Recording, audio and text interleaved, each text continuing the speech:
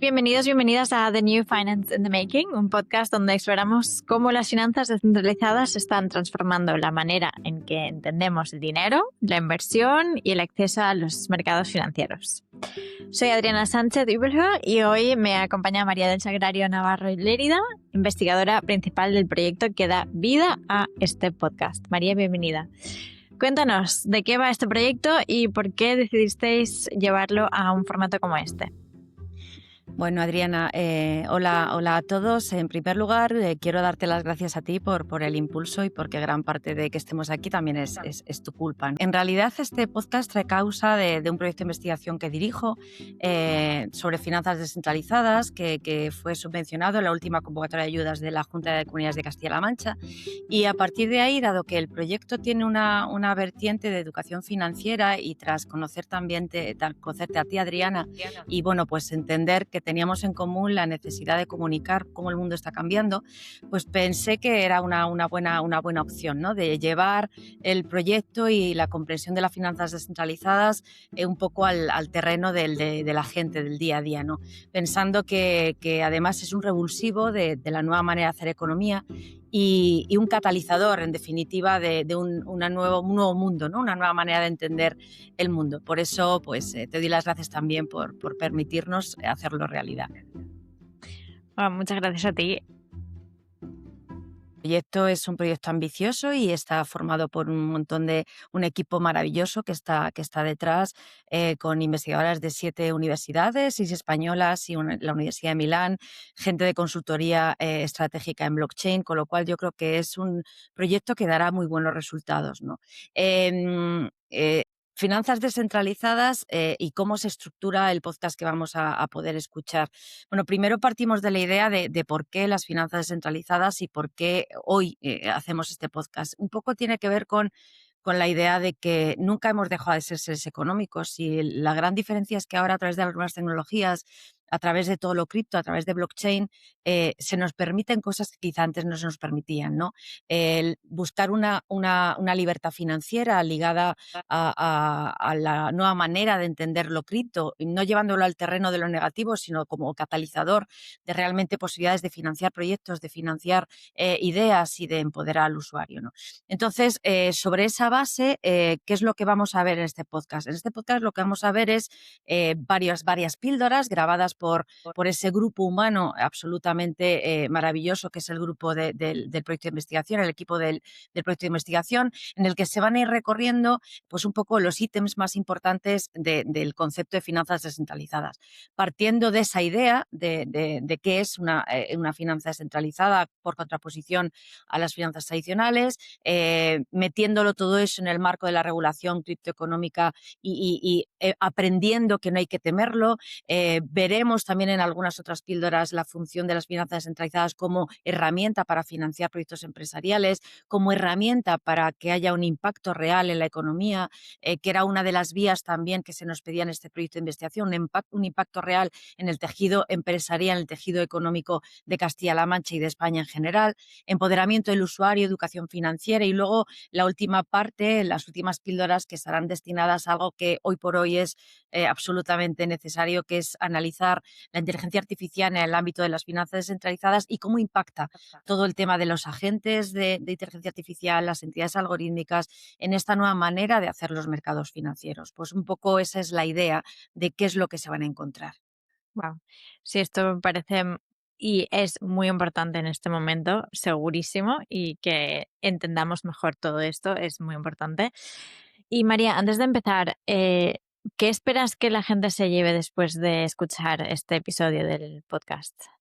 Pues mira, el objetivo yo creo que enmarcado en ese espíritu, ¿no?, del proyecto que es también evangelizar, pues quiero que la gente entienda la importancia de aprender, de crear un caldo de cultivo de opinión respecto de estas nuevas tecnologías. El enfoque del podcast siempre es del rigor, lógicamente, no se mueve en lo técnico, excesivamente técnico, sino en lo pragmático, ¿no?, en lo inteligible, que cualquiera con más o menos conocimientos técnicos o de criptoeconomía pueda acercarse pues sin miedo a este fenómeno de las finanzas descentralizadas y ojalá lo consigamos. Y bueno, pues antes de empezar, pues de nuevo daros las gracias a todos los que habéis hecho pues posible esto. También a ti, Adriana. Muchas gracias a ti. Pues sin más, empezamos.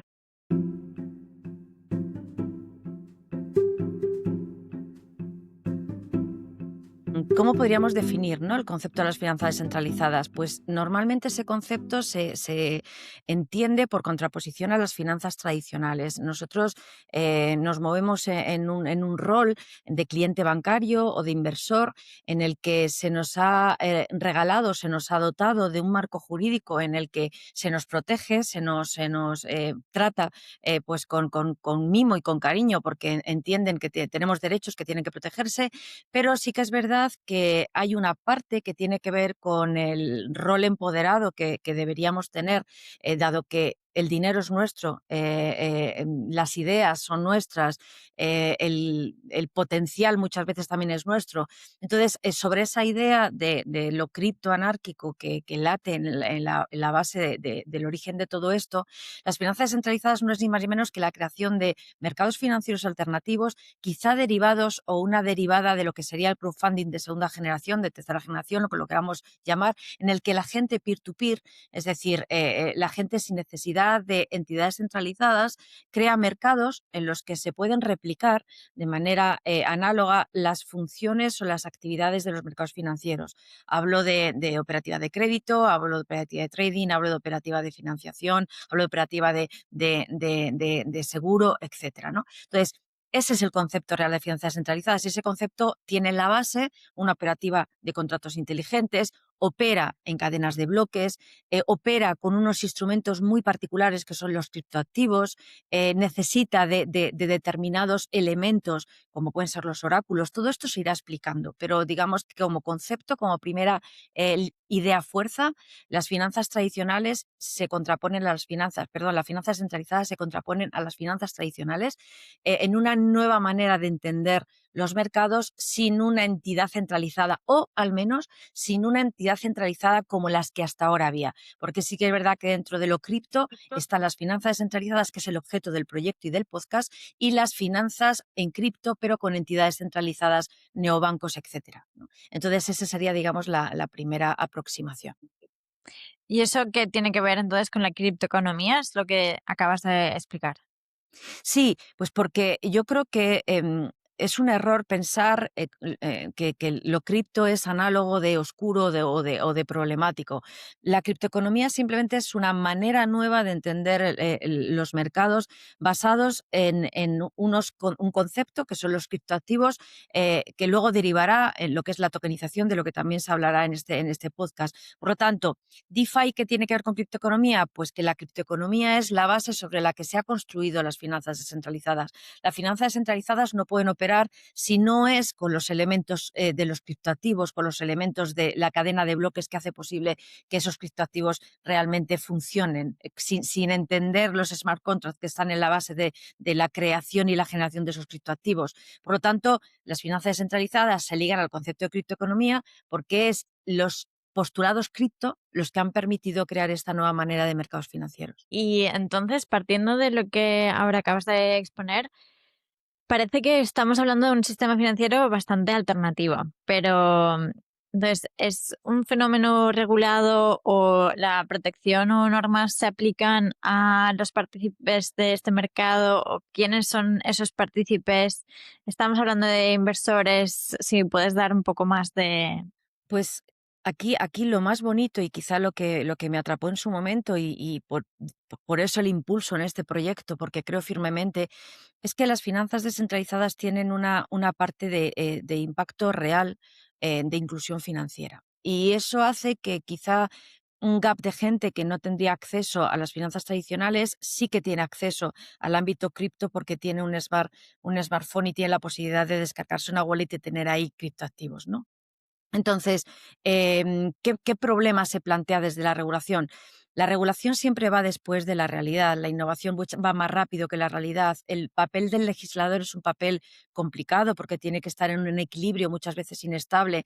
No puede ir muy rápido, pero tampoco puede ir muy lento. ¿Qué ha ocurrido? Pues que sí que se han dado pasos en el ámbito de la regulación de lo cripto. Hablo de los criptoactivos. En Europa tenemos un reglamento interesante que es el reglamento MiCA. En Estados Unidos también están empezando a trabajar. Pero hay un problema de comprensión del fenómeno que no es fácil encajar en las mentes de los juristas y de los legisladores, y es el concepto de una actividad descentralizada. Cuando nosotros en derecho, una de las cosas que más nos preocupa es intentar encontrar pues, criterios para imputar acciones, para imputar responsabilidades. Y cuando hablamos de un fenómeno en el que un conjunto de operadores, de stakeholders, de elementos basados en una tecnología de registro distribuido, sin ninguna autoridad centralizada, realiza una operativa de mercado en el que claro que hay roles parecidos a los inversores, pero en realidad no son inversores protegidos por un Estado, porque son inversores envalentonados, son inversores que se han empoderado y que son los que generan la liquidez. Entonces, este concepto de descentralización es el que disturba un poco a la regulación actual. ¿Qué ha pasado? Pues que ahora mismo todos los intentos están en entender cuándo realmente se presta un servicio en el ámbito cripto de manera descentralizada. Y lo descentralizado muchas veces no es fácil de determinar, porque la descentralización puede estar en puntos muy determinados. Puede haber descentralización en la operativa del contrato inteligente, puede haber descentralización en el modo en el que se gobiernan esos protocolos. Y entonces ahora mismo la regulación está un poco en el limbo. Es verdad que se hablaba de una nueva oleada de MiCA. Es verdad que en Estados Unidos, por ejemplo, se quiere proteger sí o sí la innovación de los programadores para no coartar la innovación, y por lo tanto todo eso ligado a la preocupación del blanqueo de capitales, etcétera, hace que ahora mismo estemos en plena vorágine buscando la normativa. Y hasta que esa normativa llegue, se está intentando también trabajar mucho en estándares técnicos.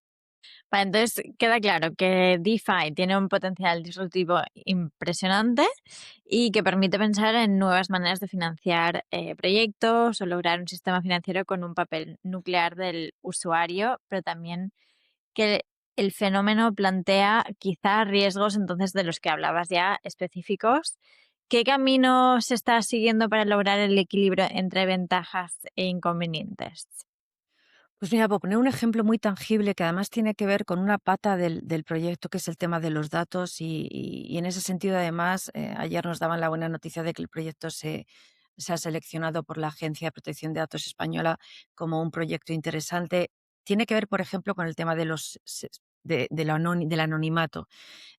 Una de las premisas sobre las que parte todo este fenómeno cripto, todo este fenómeno de las tecnologías de registro distribuido, tiene mucho que ver con esa libertad. Y esa libertad, cuando operamos en mercados financieros, topa muchas veces con la necesidad de controlar, entrecomillado, lógicamente, quién son los partícipes del mercado, cómo hago el onboarding de un cliente, cómo establezco el rating crediticio para saber si tengo yo que darle o no un determinado crédito. Todo eso encaja mal con la filosofía cripto y con la filosofía de la descentralización y con la filosofía del seudónimo en el que estamos moviéndonos cuando hablamos de wallets en el ámbito cripto. Entonces, ¿cómo se está logrando ese equilibrio? Pues utilizando la tecnología y buscando herramientas de tecnología que permitan dar una seguridad jurídica aceptable para los operadores sin sacrificar esa parte, digamos, más romántica que tiene que ver con el empoderamiento del usuario. Y, por ejemplo, en el ámbito de los datos, pues pruebas de conocimiento cero, nuevas maneras de entender la criptoeconomía. Entonces, ese equilibrio tiene que ver con no dejar de la mano la tecnología, no ir de manera mimética a los postulados de siempre, sino repensar esos postulados y no sacrificar por sacrificar la bondad que puede haber detrás de la finanza descentralizada. Entonces, equilibrio complejo, inestable, en el que lógicamente es necesario proyectos como este y sobre todo iniciativas de divulgación como la que aquí estamos haciendo. Qué bien. Muchas gracias, María. Gracias a ti, Adriana.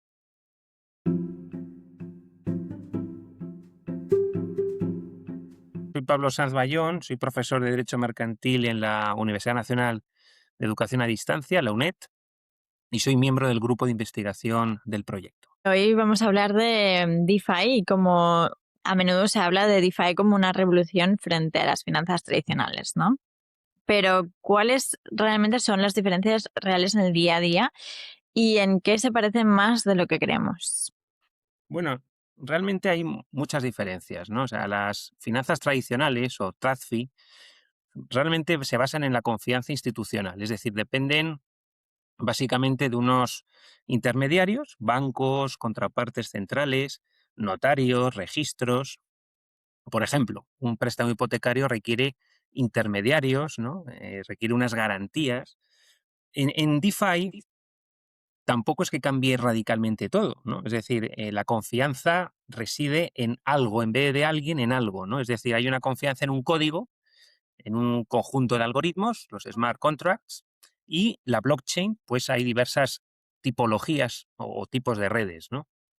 Pero al final hay una infraestructura, hay un proveedor de tecnología, ¿no? Y también habría una diferencia puramente operativa, ¿no? Es decir, en las finanzas tradicionales, por poner un ejemplo muy sencillo, hay un horario limitado.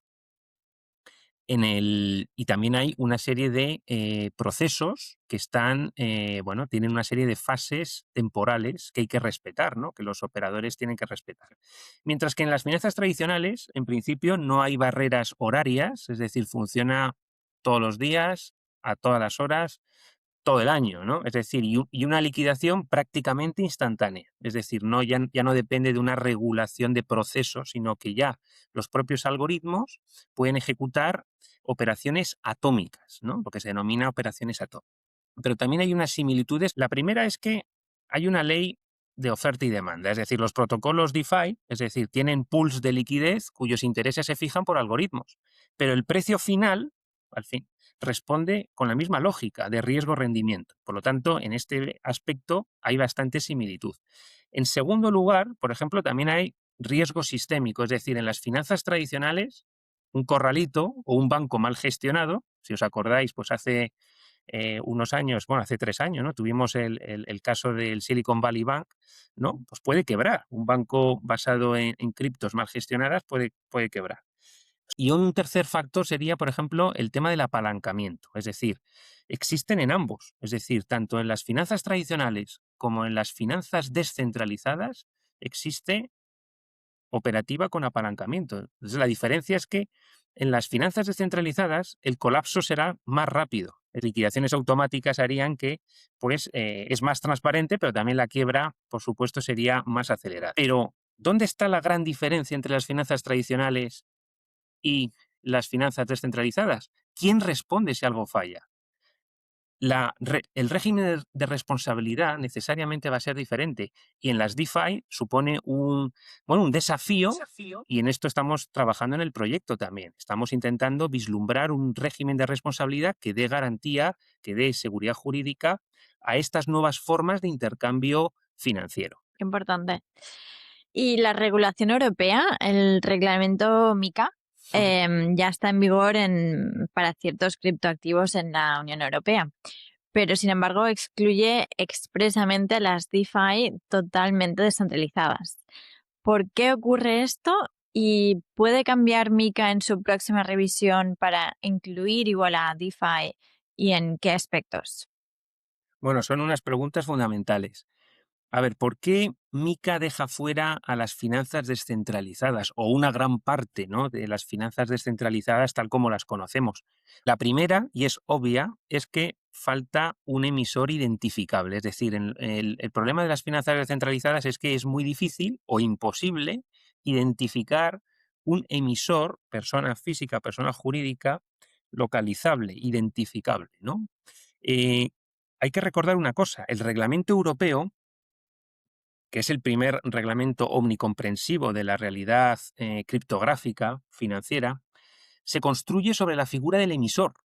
Esto es muy importante, ¿no? Y en normas de conducta para el emisor y para los proveedores de servicios de cambio y custodia de criptoactivos. Por lo tanto, en la premisa del reglamento es que siempre va a haber una persona responsable, ¿no? Va a haber un conjunto de personas físicas, jurídicas, en última instancia, que van a tener un régimen de responsabilidad.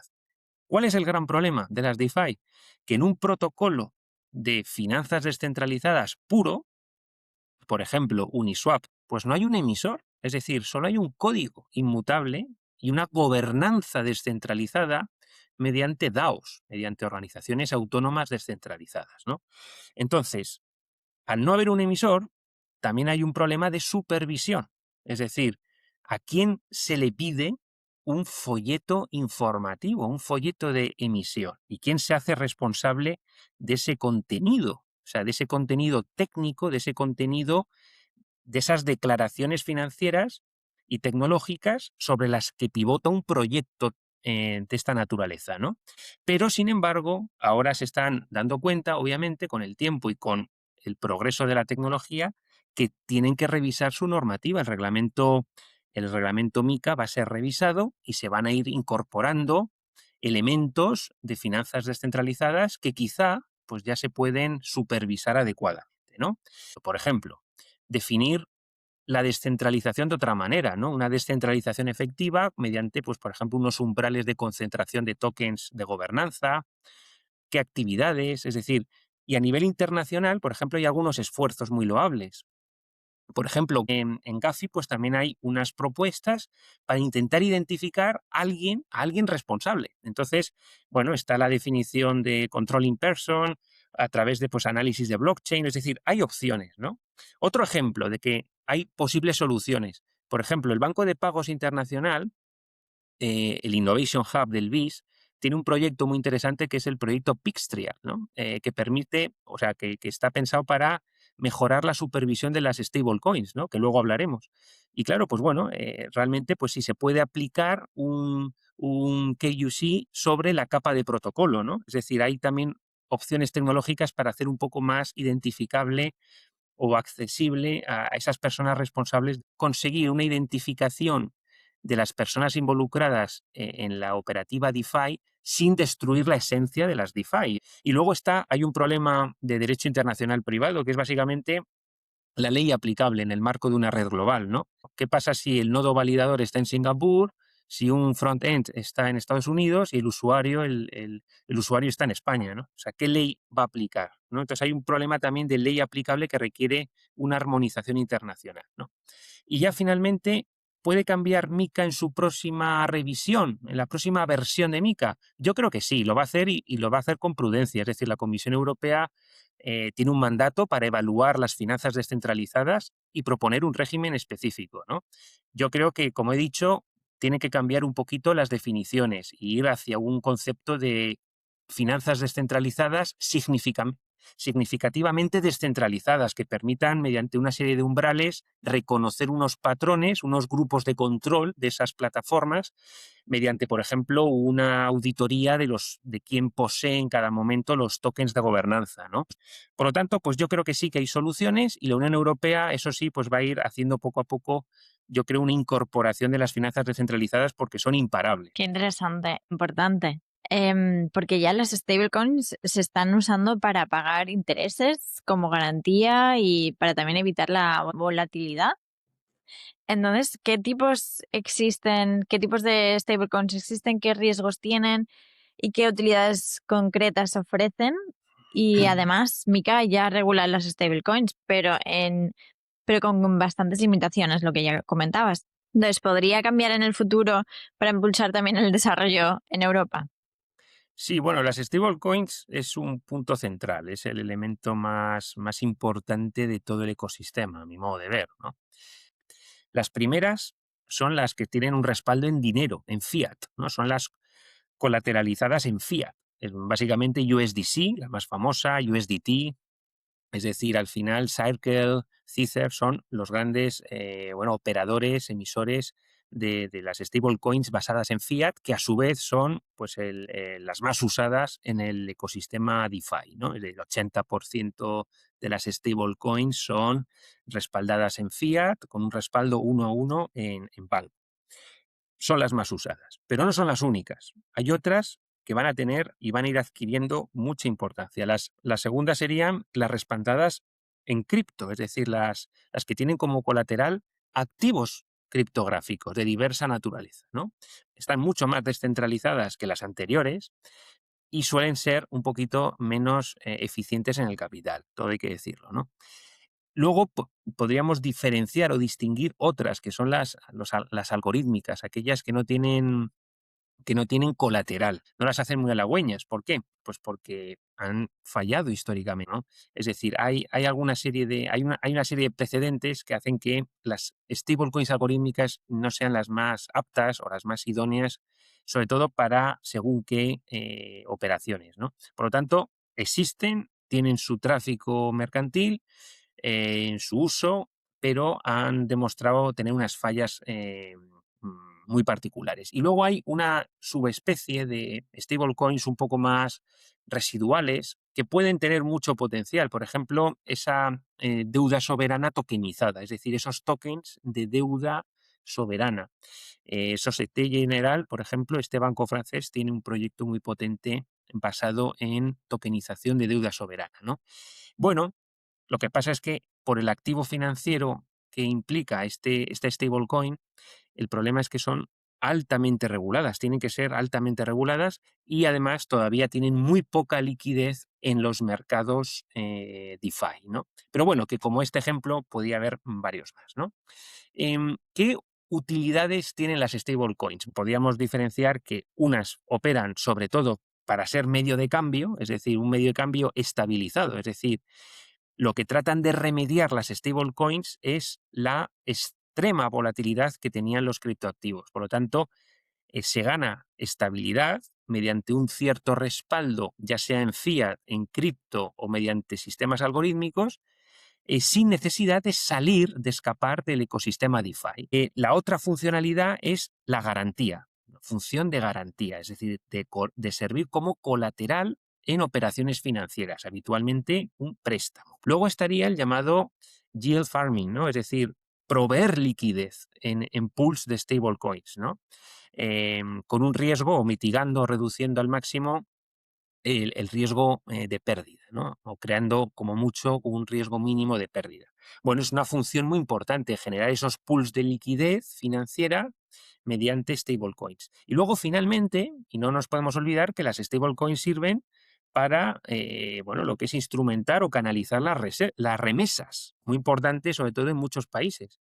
¿Por qué? Porque es mucho más barato. Es decir, en vez de pasar por un intermediario y el sistema SWIFT, en muchos contextos regionales o nacionales de muchos países, puede ser muy interesante enviar USDC, porque hay muchos países, familias, empresas que dependen de estas transferencias. Pues transferencias, en vez de ir al sistema tradicional, lo haces vía cripto y mediante las stablecoins. Muy barato, muy eficiente, pues para mucha gente, simplemente transferir ese valor a través de las stablecoins.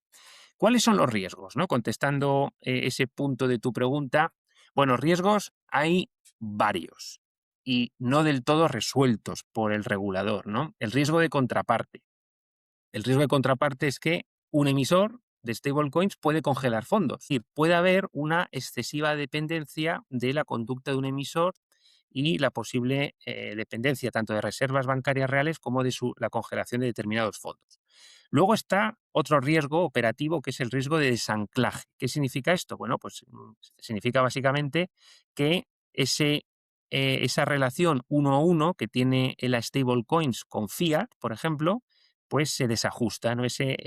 Tenemos un precedente histórico de un riesgo real respecto a este elemento, que es que, por ejemplo, el USDC se desancló del dólar con la quiebra del Silicon Valley Bank, ¿no? En marzo de hace 3 años.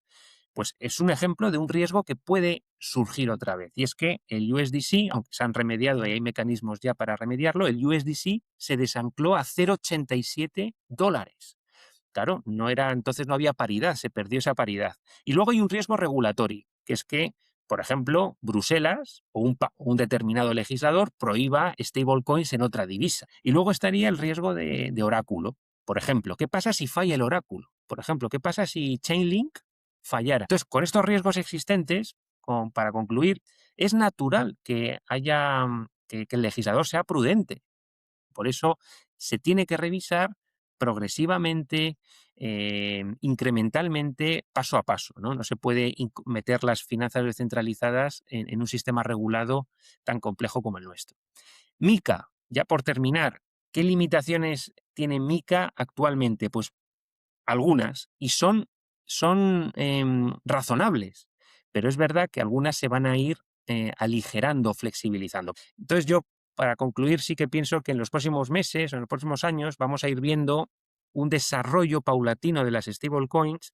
Entonces, pues bueno, yo creo que aquí es una cuestión también de una tensión entre lo que son las finanzas tradicionales. Al final ellos tienen obviamente unos intereses, que es salvaguardar la estabilidad financiera de Europa, la estabilidad monetaria, pero obviamente no se puede perder, por garantizar esos principios, no se puede perder el tren de la innovación y del dinamismo que incorporan las finanzas descentralizadas, ¿no? Por lo tanto, los cambios serán incrementales, pero yo sí que creo que en los próximos 2, 3, 5 años vamos a ver cambios sustanciales en lo que acabamos de comentar.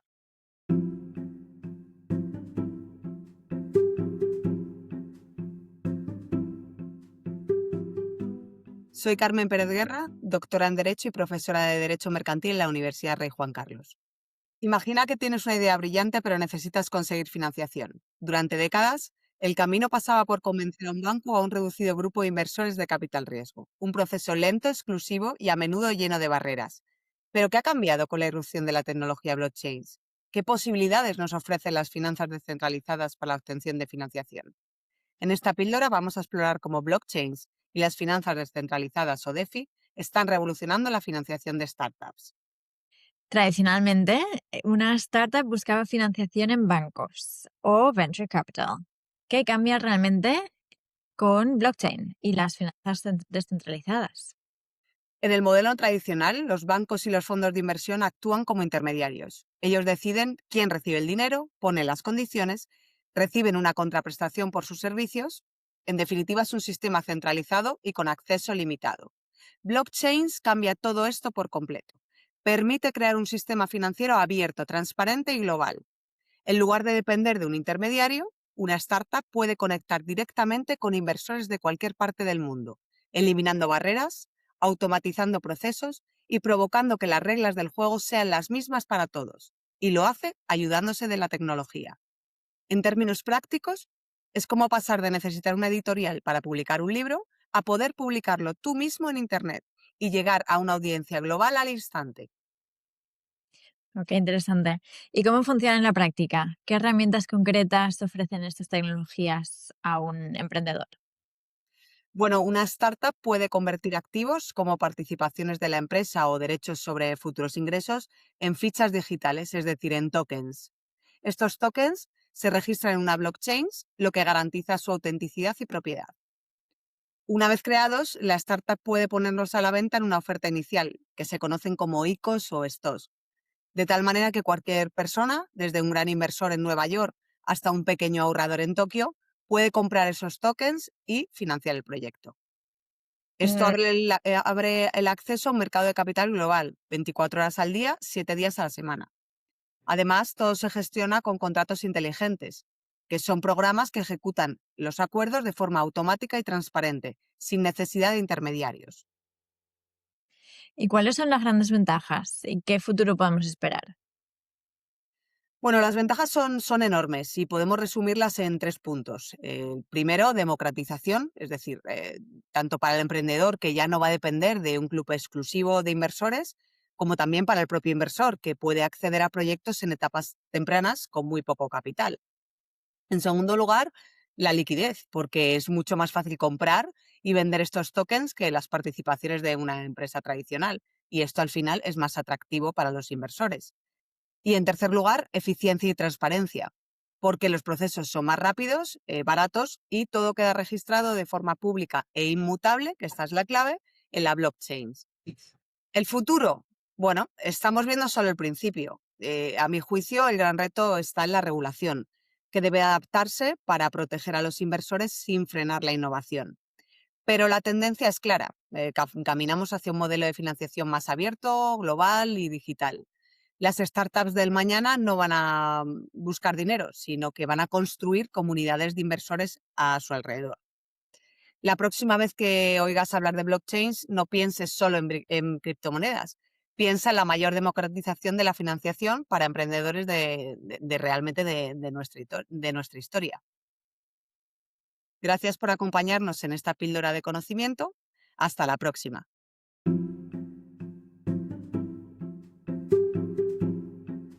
Hola, bueno, pues muchas gracias por invitarme a este espacio. Mi nombre es Mariana de la Roche. Yo soy abogada.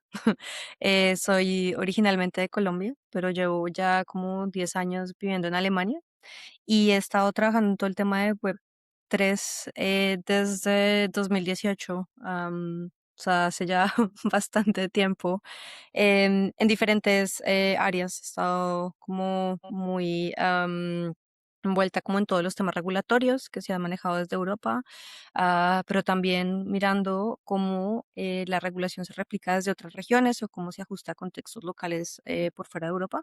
Y también he estado involucrada muchísimo en la implementación de ya como tal la tecnología de LT para proyectos en temas de ciudades inteligentes, control y manejo de energía, toda la trazabilidad de datos para generación de créditos de carbono. He trabajado también un montón con todo el tema de finanzas descentralizadas o sí, varias cositas. Wow, qué interesante. Y vamos a entrar ahora a indagar un poco más, porque, Ujú. bueno, si nos puedes empezar a explicar cuándo es una comunidad desbancarizada y cómo las finanzas descentralizadas pueden ser una solución para estas poblaciones rurales. Sí, pues no son solo poblaciones rurales, ¿no? Pero las comunidades desbancarizadas son, pues como lo dice la palabra, comunidades que no tienen acceso a los servicios financieros tradicionales y normalmente eso se da porque o están, puede ser en regiones remotas donde no hay infraestructura bancaria ni financiera o porque simplemente no tienen cómo entrar a los servicios financieros porque no tienen identificación o si quieren acceder a un crédito no tienen historia crediticia, entonces no, o no tienen colaterales para acceder al crédito, entonces básicamente el sistema y la infraestructura está, pero ellos no tienen cómo accederla. El tema de el DeFi o las finanzas descentralizadas en español es que se puede acceder sin la necesidad de esos requisitos formales que se piden tanto en el como en el sector financiero tradicional, como, no sé, tener un historial crediticio, tener una documentación formal, o tener un número o una cantidad de depósitos mínimos que te pide el banco para abrir una cuenta. Y fuera de eso, el DeFi o las finanzas descentralizadas no tienen una hora de atención al usuario, ¿no? Entonces esto permite que las personas puedan generar transacciones 24/7 básicamente, entonces no hay como ninguna limitación a cuando el banco esté abierto o el corresponsal bancario esté abierto, ¿cierto? Entonces básicamente eso es como, como las posibilidades que trae el DeFi y también el tema de eliminación del intermediario, que esto es como lo que estaba en los principios del blockchain al principio y que a través de la regulación se ha ido como dejando de lado, pero en DeFi aún se mantiene y es parte como del core de los, como el del corazón de los principios del DeFi, que es peer-to-peer transactions. Esto suena fantástico. Igual nos podrías dar unos ejemplos concretos de cómo esta tokenización puede generar un impacto social positivo en estas comunidades desfavorecidas o zonas rurales, lo que estabas comentando. Sí, yo creo que, bueno, pues hay muchas cosas, ¿no? Pues, por ejemplo, comunidades agrícolas podrían tokenizar la producción futura de las plantaciones que tienen y a través de esto generar financiación antes de tener el producto para poder producir el producto, ¿cierto? Entonces, como financiación a través de futuras cosechas por vía de tokens precisamente se puede hacer antes. Esto es como una de las modalidades que yo encuentro más interesante porque esto es algo que para, o sea, futures en el sector tradicional son bastante complicados, pero aquí son bastante sencillos de implementar.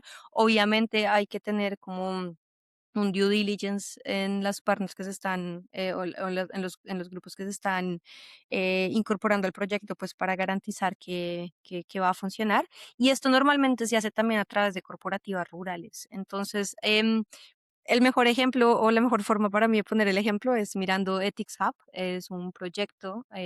Gabriela es una dura, ella es mexicana, están basados en México. No, están basados en España y ellos han venido trabajando con comunidades agrícolas desde Latinoamérica. Y ellos básicamente lo que hacen más que todo es trabajar con cafeteros y ayudan a través de las cooperativas de cafeteros a financiar las cosechas. Entonces, básicamente ellos van, tienen todo un proceso súper lindo de incorporación de las cooperativas en la plataforma y ellos trabajan con la cooperativa y la cooperativa a su vez trabaja con los caficultores. Y ellos lo que hacen es montar una plataforma en donde inversionistas pueden invertir en lo que esas cooperativas van a producir a través de los caficultores. Entonces, un proceso súper chévere que están haciendo. Todo esto se hace con blockchain y con cripto. Y ha sido, yo creo que un proceso y un proyecto súper exitoso porque ha mostrado que realmente este tema funciona. Entonces, para los que estén interesados, Ethics App, o sea, de una es uno de los proyectos que habría que revisar. Yo creo que otro tema también que trae todo, no solo el tema de DeFi, sino blockchain también a este tema de cooperativas es todo el digital governance que se puede hacer a través de los DAOs. Y eso también me parece muy interesante porque hay una trazabilidad de cómo se toman decisiones, quién toma las decisiones, quién participa, los niveles de participación. Y nada, otra cosa que puedes hacer así como más general en tu pregunta de cuál es el impacto. Enviar dinero a través de cripto puede que sea mucho más fácil que con traditional players, no sé, como Western Union, ¿cierto? Dependiendo de qué estés enviando y los gas fees. Entonces yo creo que hay un gran potencial y claramente yo no digo que un sistema elimine o reemplace el otro totalmente, pero sí es un sistema que deberíamos empezar como a probar más, especialmente en los casos donde las personas de verdad no han podido tener acceso al sistema financiero. Wow, qué interesante porque además o sea, yo no lo había escuchado tampoco nunca. El Ethic Hub, muy interesante, lo voy a mirar, seguro. Y el café además es delicioso. Sí, me puedo imaginar. Desde tu experiencia, ¿cuáles serían los principales obstáculos que enfrentan estas comunidades para adaptar DeFi y cómo dirías tú que se pueden superar? Pues uno es todo el tema de conectividad, que lamentablemente sí es como una de las barreras, pero por ejemplo, Ethics Hub lo hizo muy bien porque ellos trabajan con la cooperativa y la cooperativa al final es la que distribuye y se encarga del manejo con los agricultores que están tal vez en áreas tan remotas que pues no hay conectividad. Lo otro es todo el tema de educación digital, que ese sí es básico. Hay que a, a un nivel, aunque sea muy básico, para entender cómo funciona, cómo acceder a estos productos, cómo manejarlos, la plataforma, sobre todo también cómo detectar scams, que es como una de las cosas que más me preocupan a mí cuando traemos estos productos.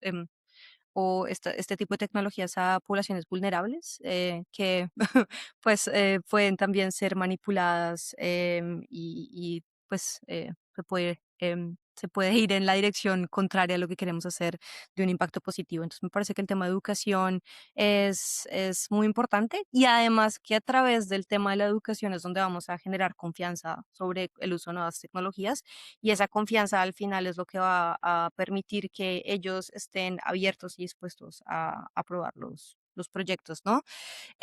Lo otro que yo creo también es que hay veces que la industria ha sido muy ambiciosa, especialmente con estas poblaciones, y se ha ido de una a hacer implementación. Y yo creo que en ciertas comunidades, especialmente donde tenemos grupos marginados, grupos que han sido históricamente discriminados, la generación de confianza es muy importante.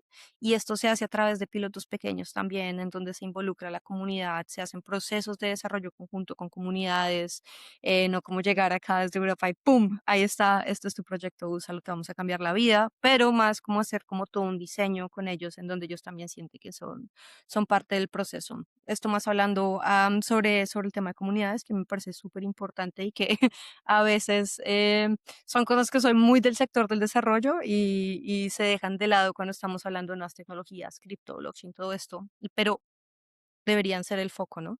Al final lo que importa es el impacto que estamos generando en las personas.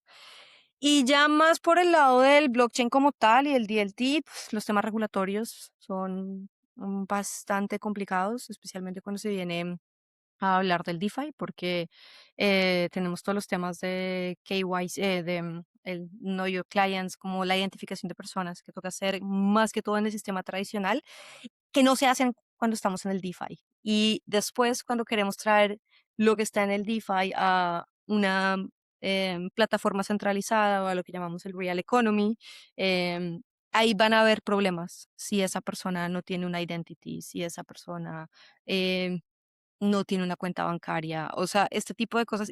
Por eso es que también yo creo que Etherscan lo ha manejado a través de las cooperativas y no a través de el cafetero individual, que tal vez no tiene esa documentación, porque si no se nos quedan esos recursos ahí atrapados, a menos que en un futuro, que esperamos, inshallah salga así, se haga una adopción global en la que esos productos puedan ser usados también como medios de pago y compra y que ellos puedan usarlo desde ahí, lo que sea que tengan ahí los recursos, los tokens, sin tener que hacer el cambio. Pero pues estamos hablando también de poblaciones, como dije, que están marginadas o en condiciones de vulnerabilidad que tal vez no pueden ir a la tienda y comprar con Bitcoin una bolsa de leche, ¿no? Entonces, para mí esos son como las dificultades que se tienen hoy en día. Muchas gracias, Mariana. Un placer. Y bueno, si quieres alguna última palabra, pero ya estaríamos. No, yo creo que está bien. Me parece muy importante el trabajo que está haciendo María con este tipo de iniciativas, porque esto es al final lo que trae la educación, ¿no? Como tratar de tener gente como yo o otros en la industria que básicamente manejan estos conceptos así de fácil, en tratar de explicarlos como de la forma más sencilla posible para que esos que o aquellas personas que están por fuera de la industria puedan entender un poquito más de qué se trata todo esto, ¿no? Porque yo siempre digo que nosotros estamos en una burbuja y la burbuja lo que hace también es como limitar la adopción, porque entonces solo estamos hablando con la gente que está dentro de la burbuja misma, en vez de llegar a tratar como de involucrar a más gente. La única forma de involucrarlos es primero quitándoles el miedo de todo lo que ven en los medios, que normalmente solo toman lo malo y también como educando más en no qué es el consensus, mecanismos del, no sé, proof of stake o proof of work, nada de esto, pero realmente cuál es el impacto de esta tecnología, qué valor agregado trae esta tecnología al día a día de estas personas, que al final es lo que importa, ¿no? Porque desarrollar por desarrollar, pues para eso tenemos bastante ya apps inventadas ahí en el Apple Store que no sirven para absolutamente nada, ¿cierto? Entonces es como, ¿cuál es el cambio que realmente queremos generar y cómo estas tecnologías nos van a llevar allá?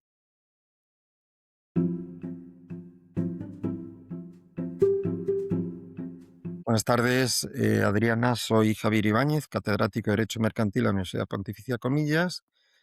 Soy cofundador de la red pública permisionada de España de tecnología de registro distribuido que se llama Alastria y una evolución de la misma llamada EPSI, la infraestructura de servicios blockchain de España. Es una red puesta en producción. También dirijo el Observatorio de Transformación Digital CMS Comillas y estoy a vuestra disposición.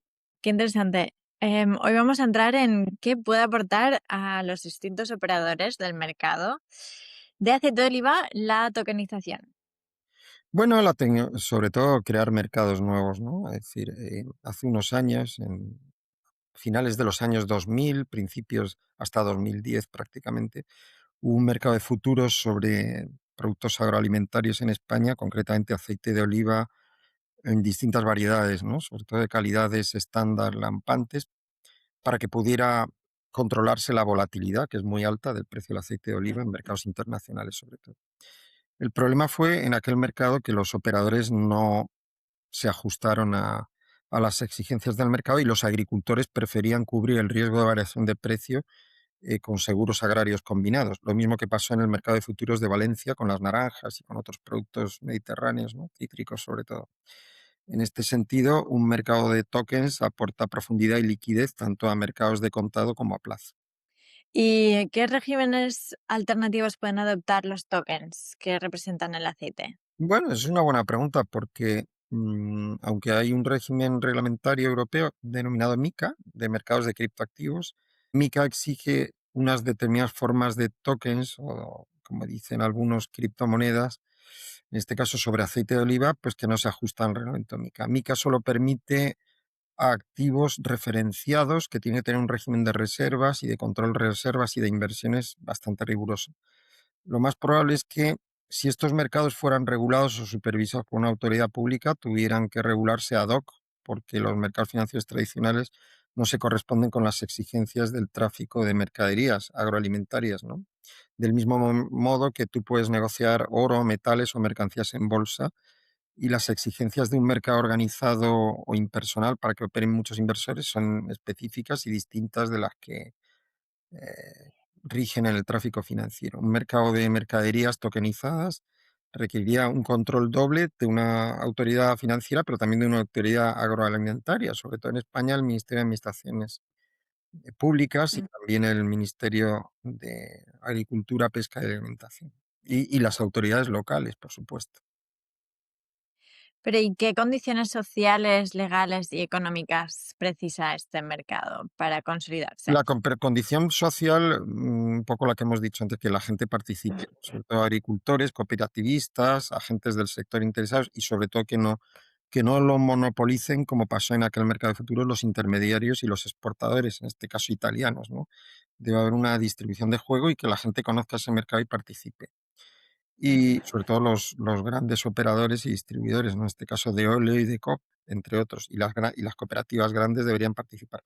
También podría sobrevivir el mercado con participación de pequeños agricultores o de cooperativistas medios.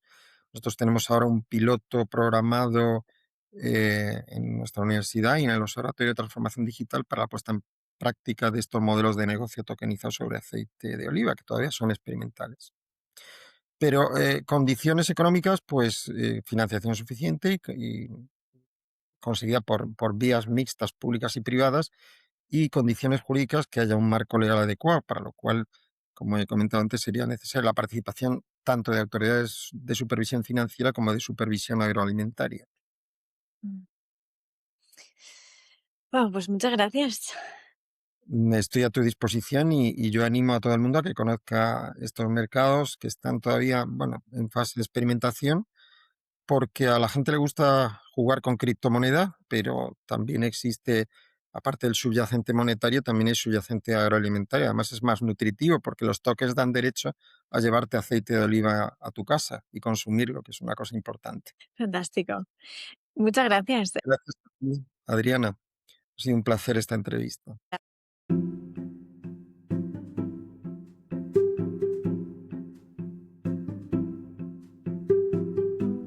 Me llamo Soledad Suárez Rubio, soy profesora del área de Derecho Mercantil de la Facultad de Ciencias Sociales de Cuenca, dentro de la Universidad de Castilla-La Mancha, y estoy dentro del proyecto de finanzas descentralizadas. Qué bien, qué interesante. Porque en los últimos años se habla mucho más de la digitalización de datos y de nuevas formas de ofrecer servicios financieros. Tales conceptos como el Open Banking o Open Finance aparecen cada vez más en los medios y en las normas europeas. Sería interesante conocer cómo se gestionan los datos financieros de los usuarios con estos servicios financieros y por eso, ¿qué, qué entendemos por Open Finance y por qué se habla tanto de él en la Unión Europea y en qué se diferencia el Open Finance del Open Banking tradicional? Sí, bueno, pues, por ejemplo, cuando nosotros usamos aplicaciones bancarias o contratamos un seguro o solicitamos un préstamo, generamos una gran cantidad de información.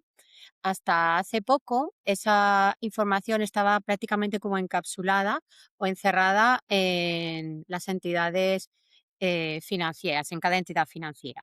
Sin embargo, desde la Unión Europea se está intentando que esas finanzas sean abiertas. Es decir, el concepto de Open Finance es un concepto en el que ha ido evolucionando desde los inicios del Open Banking hacia pues esta regulación que quiere hacer la Unión Europea. ¿Para qué? Pues para que estos datos financieros de los clientes, no solamente datos bancarios, sino se amplíe estos datos financieros pues, a datos, por ejemplo, de seguros o, como ya te he dicho, pues datos de inversiones o de ahorro y demás, pueda el usuario exportarlos, digamos así, ofrecerlos a otras entidades financieras, ¿vale? Siempre con el consentimiento del cliente.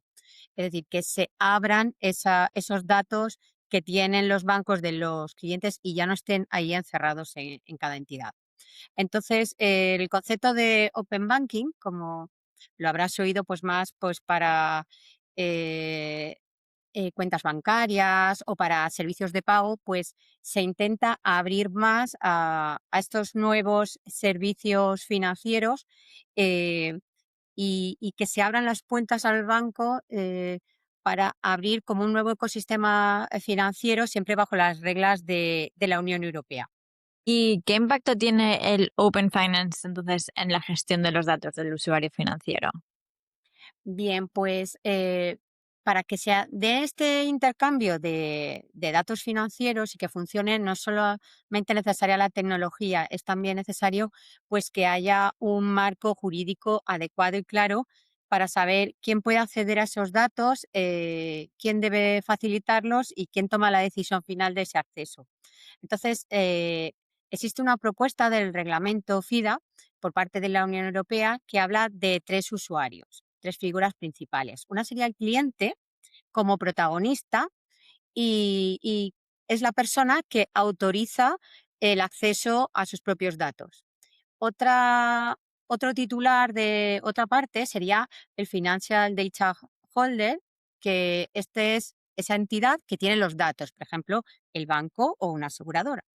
Y también estaría en un tercer lugar el Financial Data User, que es esta tercera empresa que va a recibir los datos del usuario siempre y cuando tenga el acceso para prestar un servicio financiero. Entonces, la clave de todo esto es que todo va a girar en torno a la propia voluntad del cliente, en que haya un uso limitado de esos datos financieros para la finalidad que se ha autorizado. Entonces, desde este punto de vista, la gestión de datos del usuario pues va a tener un mayor control al que actualmente tiene sobre sus datos financieros, porque podrá determinar este cliente qué datos van a darse, cómo se van a gestionar, va a poder ver ese control real, va a poder ver con qué empresas van a tener esos datos, con quién se comparte, la duración, incluso puede retirar el permiso para que accedan a esos datos. Con lo cual, tanto las entidades financieras como las plataformas digitales van a tener que gestionar de otra forma los datos del usuario. Van a tener que apostar por mucha mayor transparencia, que haya más seguridad y trazabilidad, evitando pues una gestión un poco opaca o unilateral como se venía dando casi hasta ahora. Qué interesante. Y entonces, ¿cuáles son los principales beneficios y riesgos del Open Finance para los usuarios? Bueno, pues realmente muchos de los datos financieros de los usuarios son datos personales, con lo cual esta propuesta de reglamento FIDA va a tener que, que compartir o que convivir con el Reglamento General de Protección de Datos de la Unión Europea. Con lo cual va a tener que respetar principios como el consentimiento informado, la finalidad limitada, la minimización de datos y la seguridad. ¿Vale? Entonces, el riesgo realmente está en que ese consentimiento del usuario no sea un simple clic que va a dar en esa aplicación, por ejemplo, informática para dar los datos, sino que las autoridades europeas lo que quieren es que el consentimiento que se da en el Open Finance sea real, sea libre y además comprensible, no solamente técnico. Entonces, todas estas innovaciones tecnológicas financieras tienen ese riesgo, pero además también hay una preocupación jurídica importante sobre todo pensemos en el caso de los datos personales y sobre todo sensibles, por ejemplo, los datos de un historial médico, que son muy codiciados por las entidades aseguradoras, por lo cual la protección de esos datos es esencial. Entre los beneficios que podemos ver, pues podrían destacar, por ejemplo, que se dé al usuario unos servicios mucho más personalizados para cada usuario, que haya una mayor competencia entre estas entidades financieras y además que se dé más capacidad de elección al usuario para eh, tener ese servicio financiero adecuado. Y como riesgo, pues también destacaría que podría darse una mercantilización excesiva de sus datos personales, por eso hay que tener mucho cuidado. También se podrían crear perfiles discriminatorios para determinados usuarios en relación a estos servicios financieros o que incluso se pueda llegar a perder el control real de esta información, con lo cual es esencial tener un marco jurídico, pero también tecnológico, y lograr un equilibrio entre la innovación económica y la protección de esos datos del usuario financiero. Oh, qué interesante. Muchísimas gracias. Gracias a ti.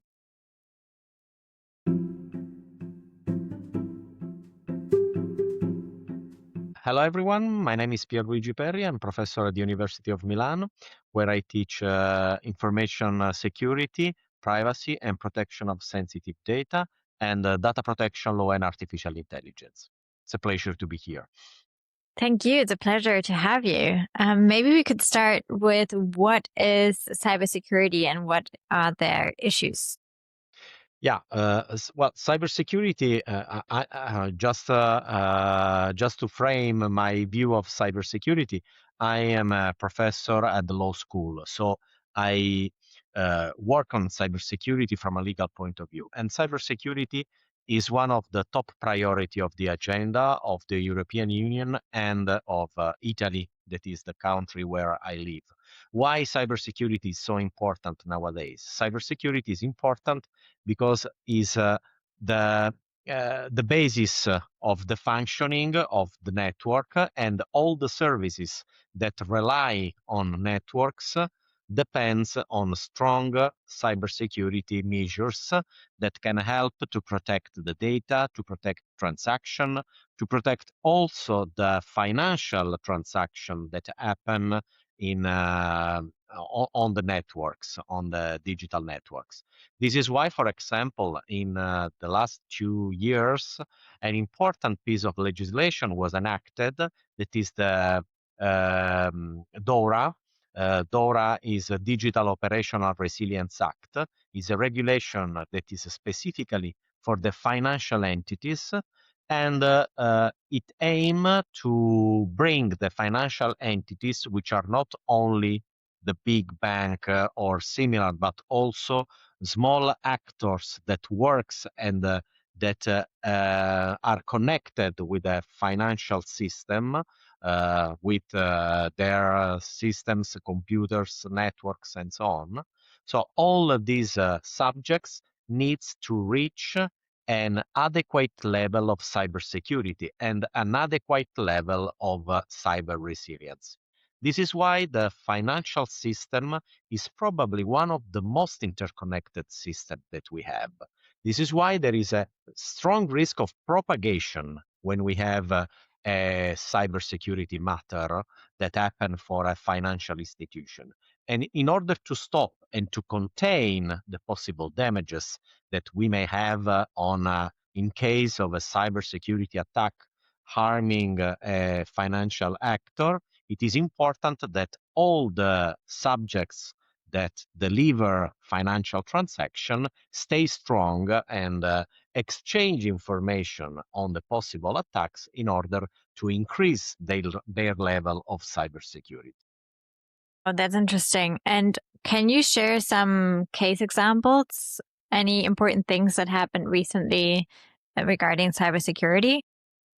Okay, especially in the world of decentralized finance, we had an important attack that happened 18th of April. So more or less 15 days ago. It was the platform KelpDAO that had an attack on the generation of token. So exploiting a vulnerability on the protocol of the smart contract, they were able to create false tokens, and with these false tokens, they create false transactions for an amount between 290 million, 295 million. This was one of the most huge attack, and according to the analyst, this bring the concrete risk for this year, 2026, of about 1 billion 200 million risk related with cybersecurity on decentralized platforms for finance. Wow. And so are these typical attacks, or what other typical attacks do you have that can harm DeFi platforms? Well, because it's quite a complicated infrastructure, we can say that the attacks are generally speaking sophisticated attack. So we go with specific malware, which are not the general malware that usually everyone receive in his or her mailbox, but are a specific attack that can that can target, for example, the supply chain in order to exploit after with a backdoor system the vulnerability of a supply chain provider, of a provider of the platform, or that can, in the case of KelpDAO, can exploit a vulnerability in the protocol of the smart contract, because often the protocol of a smart contract is publicly available, so it is possible also for the attackers to understand where the code has vulnerabilities, so where they can attack. But besides this very high-level technical attack, they can also, the attackers can also use more common way of attack. And probably the most common way is the phishing. Everyone knows what phishing is, but just to repeat, the phishing is the attack that aim to get the credentials of a user, sending some or impersonating someone who can normally has the access to this information. For example, the typical attack in the financial sector is an email apparently, allegedly sent by the bank asking for the credential in order to access to the home banking platform, and in the case of an attack, is not the real bank sending this email, but are attackers that can create an exact clone of the web page, of the information of the original bank. So it is a very good trap for the user, for the unaware user, that can add his or her credential, and so give this important information for accessing the platform and all the financial instruments. And now phishing is becoming more and more sophisticated, because together with the email or with a possible form of contact with the victim, they also add a phone call or a more close way to increase the trust of the victim for the attacker.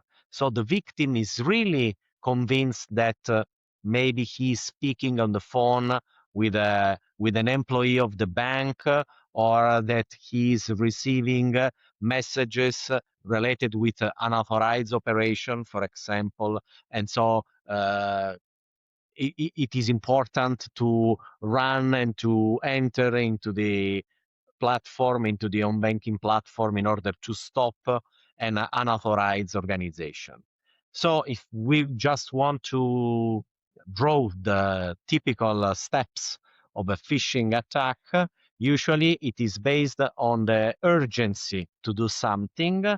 If the victim doesn't do the action that is required, the attacker foresee an important loss, an important economic loss for the victim, and so the victim is quite pushed to do this kind of action that can be the sending of credential, the sending of multi-factor authentication credentials, and so on.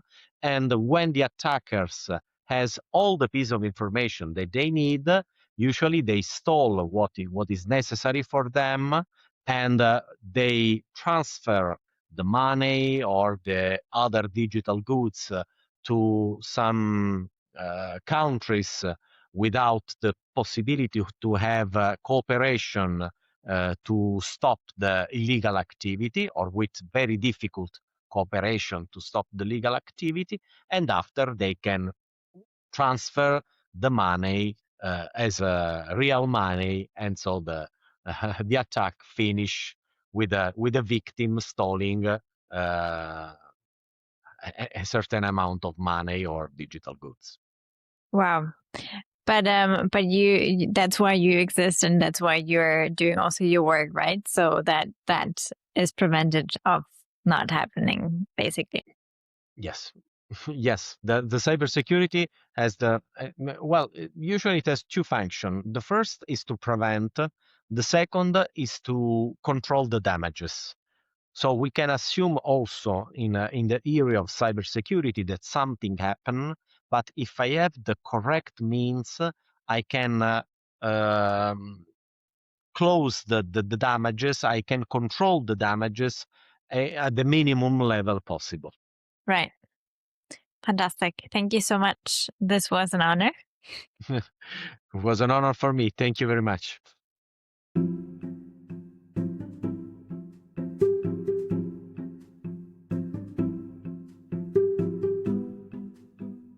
Yo soy profesora universitaria, soy profesora titular de Derecho Mercantil en la Universidad Rey Juan Carlos hace ya casi 27 años. Me dedico, por tanto, pues a la docencia y a la investigación en el campo del derecho mercantil. Y ahora vamos a hablar sobre la IA y las finanzas descentralizadas. ¿Cómo se conectan esos dos ámbitos? Bueno, pues en efecto es la unión de dos tecnologías muy disruptivas. La IA y las finanzas descentralizadas confluyen en lo que es la automatización de la financiación.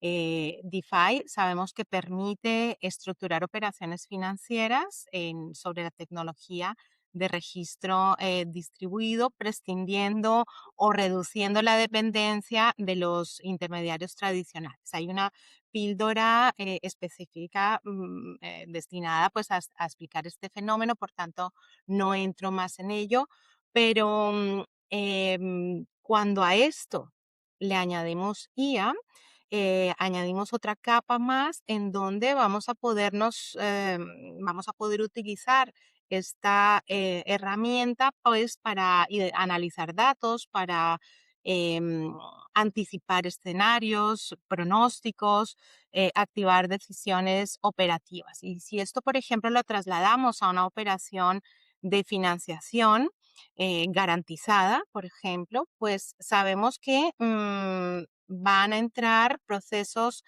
de verificación documental, de análisis de solvencia, de seguimiento de garantías, de vencimientos, de alertas de incumplimientos o si es necesario, pues de ejecuciones.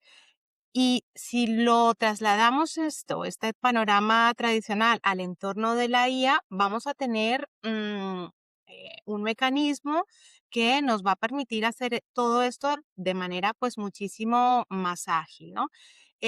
Por tanto, la idea clave en la confluencia de la IA y las finanzas descentralizadas es el contar con una herramienta que normalmente va a ir vinculada al smart contract, al contrato inteligente, y que lo va a nutrir de información. Es decir, la IA lo que hace es complementar al smart contract, le va a facilitar análisis, predicciones, recomendaciones, normalmente fuera de la cadena, de tal forma que el contrato inteligente va a ejecutarlo en la cadena conforme a la información que le proporciona la IA, ¿no? Y yo creo que una cosa que quisiera destacar en la respuesta es que todo esto no solo nos trae agilidad, sino también hay un cambio importante, y es que la decisión ya no va a recaer sobre una financiación, ya no va a recaer en una persona o en una entidad o en un comité de riesgos, sino que se introduce también la tecnología, la arquitectura tecnológica, el sistema de IA, de manera que se desplaza el centro de gravedad, digamos, desde el contrato escrito, también hacia el diseño del sistema de IA, ¿no? Y esto añade pues una democratización al proceso de financiación, porque lo está decidiendo un sistema de IA que es verdad, tenemos los riesgos de los sesgos y de los diferentes retos que plantea la IA, pero que en principio tendría que ser más neutral que una persona humana decidiendo. Vale, entonces ya estamos entrando en las ventajas y riesgos que puede traer la automatización de procesos a través de la IA. ¿Tienes más ejemplos que puedan ser ventajas y riesgos? Bueno, pues la principal ventaja es la que estamos comentando. Para mí, la eficiencia transaccional, ¿no? La rapidez, el poder evaluar patrones de riesgo básicamente en tiempo real. Y el aspecto de la democratización que hemos comentado también. Ahora, se abren distintos frentes, distintos retos, distintos desafíos. Eh, el principal probablemente es, bueno, el principal no, pero uno de los primeros es la transparencia, ¿no? Un prestatario, un inversor, un acreedor, pues tiene que poder saber al menos en las cuestiones esenciales, por qué se le está asignando un determinado riesgo, por qué se está modificando una condición económica o por qué se le activa una liquidación. Por ello, creo que sin explicabilidad mínima del sistema de IA trabajando en este contexto, pues la automatización puede convertirse en una caja negra con efectos patrimoniales importantes para cada individuo. El segundo reto es la responsabilidad. Si hay una liquidación automática que se ejecuta indebidamente, imagínate, o si el sistema valora mal una garantía, pues ¿quién es el responsable? El programador, el comercializador, el proveedor. Esto es un frente abierto importante. También la identificación de nuevos operadores. En DeFi ya no van a estar interactuando únicamente personas mediante sus wallets, sino que cada vez más vamos a ver agentes de IA que están operando, que están ejecutando instrucciones, y pues esto también es importante, ¿no? Están ya surgiendo propuestas técnicas, como por ejemplo la ERC 8004, que precisamente, aunque todavía está en fase de borrador, pero están buscando pues crear mecanismos de identidad, de reputación y de validación de estos agentes de IA. La gobernanza también es muy importante. La gobernanza es un clásico tema y un reto clásico de este ámbito descentralizado. Y el quinto, y no por ello menos importante, al contrario, probablemente de los más importantes, es el cumplimiento normativo, ¿no? La automatización En ningún momento puede eliminar los deberes de diligencia, la prevención de abuso de mercado, la protección del cliente, el control de los riesgos, la protección de los datos. Todo esto sigue en vigor. Además, al revés,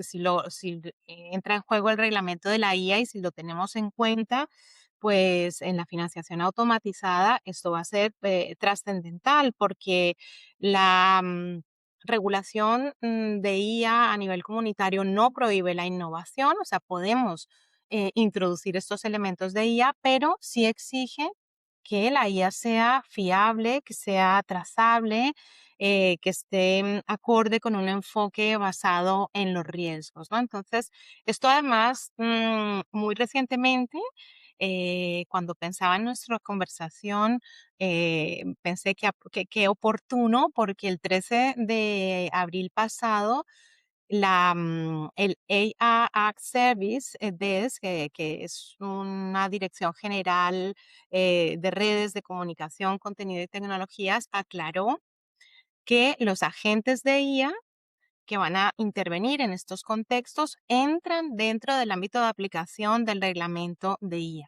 Por tanto, pues esto me parece súper importante, es una gran claridad porque ya sabemos que estos agentes de IA pues van a tener que cumplir el reglamento, ¿no? Y si son un modelo de propósito general, pues tendrán que actuar con las obligaciones de este tipo de modelos. Si son clasificados como un modelo de alto riesgo, pues tendrán que cumplir todos esos requisitos reforzados que hay para estos sistemas de alto riesgo. Y si interactúan con personas, pues se activa también las obligaciones de transparencia que están previstas para estos supuestos. Qué interesante. Porque en definitiva, entonces, cabe esperar que la aplicación de IA en los modelos de finanzas descentralizadas se expanda, o existen ciertas reservas o temores al respecto. Bueno, yo creo que ya estamos en plena expansión.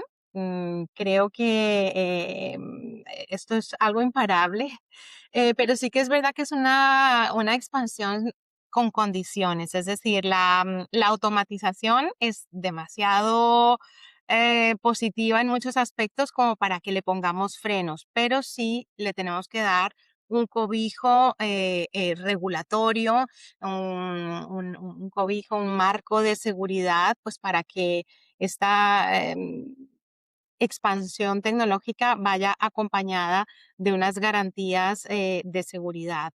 Em, por ello, los proyectos digamos, que se basen en este tipo de tecnologías en el ámbito de las finanzas descentralizadas, pues van a tener que demostrar que sus sistemas son auditables, son trazables, son comprensibles, son seguros.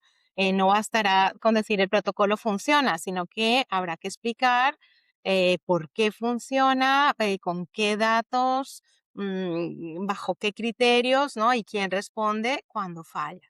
Es el desarrollo, digamos, tan rápido que incluso ya están apareciendo nuevos horizontes, como por ejemplo la combinación entre IA y computación cuántica, que en finanzas pues podría mejorar simulaciones de riesgo, optimización de carteras, bueno, tiene muchas aplicaciones.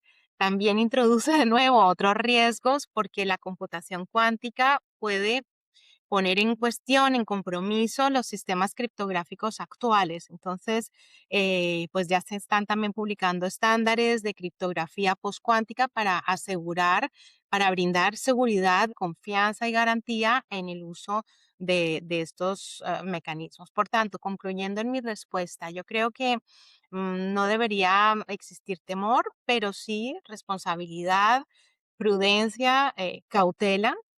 La IA aplicada a DeFi en el ámbito de la financiación, yo creo que abre oportunidades muy relevantes, más eficiencia, más rapidez, incluso más variantes en el ámbito de la financiación, pero también exige pues todos los controles que son pertinentes al usar este tipo de tecnología. Por tanto, estamos, yo creo que ante una transformación profunda. La pregunta ya no es solo si la IA puede automatizar la financiación descentralizada, sino que yo creo que la pregunta sería si podemos construir sistemas automatizados que sean jurídicamente explicables, que los entendamos, técnicamente que sean seguros y económicamente responsables también, ¿no? Y yo creo que ahí está el reto, sin duda. Lograr esto es muy difícil, pero también la oportunidad. Muchas gracias. Muchas gracias a ti, Adriana. Encantada de este rato que hemos pasado. Muchas gracias.